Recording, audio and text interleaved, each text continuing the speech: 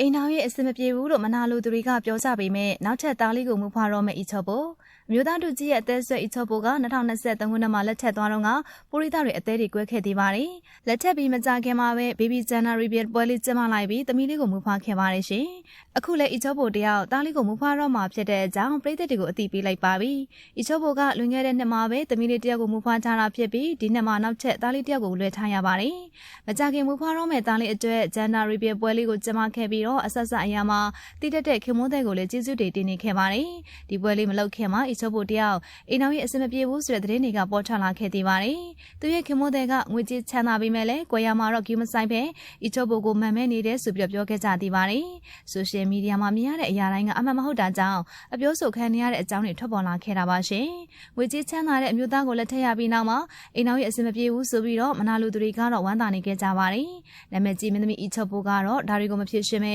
Gender Reveal ပွဲလေးနဲ့ပဲတက်တည်ပြလိုက်ပါတယ်နော်။သူတို့ရဲ့အိမ်နောက်ကြီးကချောမွေနေလို့နောက်ထပ်သားလေးတယောက်ကိုပါမူဖွားတော့မှဖြစ်တဲ့အကြောင်းအားလုံးကိုအသိပေးလိုက်ပါတယ်။ဒီကလေးလေးကသူတို့ရဲ့မင်္ဂလာသက်တမ်း2နှစ်ပြည့်မှာရောက်လာတဲ့ကလေးဖြစ်တဲ့အတွက်ဖခင်ကိုကျေးဇူးတင်တယ်လို့လည်းဆိုပါတယ်။တမီးဖြစ်သူကိုမူဖွားပြီးတဲ့နောက်မှာအီချော့ပိုရဲ့ဖခင်ကလည်းကိုလွန်သွားခဲ့ပါတယ်။အီချော့ပိုကသူ့ရဲ့ဖခင်ကိုဆုံးရှုံးလိုက်ရတာကြောင့်ဝမ်းနည်းခဲ့ရတဲ့အချိန်မှာခင်မိုးတဲ့ကသူ့အပေါ်မှာအဖေတယောက်လိုအကိုတယောက်လိုခင်မိုးကောင်းတယောက်လိုအမြဲတမ်းအနားမှာဖေးမပေးခဲ့ပါတယ်။အီချော့ပိုအပေါ်မှာလည်းမကပါဘူး။သူ့ရဲ့မိသားစုအပေါ်မှာလည်းလေးစားမှုရှိပြီးတော့မောင်နှမတွေအပေါ်မှာလည်းဂရုစိုက်ပေးခဲ့ပါတယ်။ဒီလိုမျိုးစိတ်လုံးကြုံမှုပေးတဲ့ခင်မိုးတဲ့ကိုကျေးဇူးတင်ပြီးတော့သူတို့ရဲ့အိမ်နောက်ကြီးအလွန်စီမြေတဲ့အကြောင်းကိုပြသလိုက်တာဖြစ်ပါတယ်။ဝက်တဲ့အခမ်းအနားတွေမှာလည်းခင်မိုးတဲ့ကကိုယ်တိုင်ထိဆောင်ပေးတဲ့အထိဂရုစိုက်တဲ့သူဖြစ်ပါတယ်။အီချော့ပိုကစီးပွားရေးလုပ်ငန်းရှင်တထေးကြီးတယောက်နဲ့လက်ထပ်ခဲ့ပြီးနောက်မှာပျော်စရာကောင်းတဲ့အိမ်နောက်ကြီးကိုပိုင်ဆိုင်ထားတာကြောင့်တခြားမိန်းကလေးတွေကလည်းအားကျနေရပါတယ်။အီချော့ပိုရောခင်မွန်းဖြစ်သူကပါကလေးချစ်တဲ့အကြောင်းကိုလည်းအင်တာဗျူးတွေမှာခဏခဏဖြေဆိုတတ်ပါတယ်။အဖေရောအမေရောချောမောလှပတဲ့အပြင်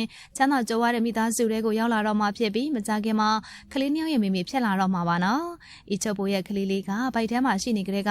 အမေအတွက်ကံကောင်းခြင်းတွေသယ်ဆောင်လာပေးခဲ့သူပါ။လက်မထက်ခင်ကတော့အီချော့ပိုကစကားတွေရိုက်ကူးမှုနဲ့ပါခဲ့ပြီးမြဲဒီကလေးလေးစတင်ရောက်ရှိလာချိန်ကစလို့အီချော့ပိုက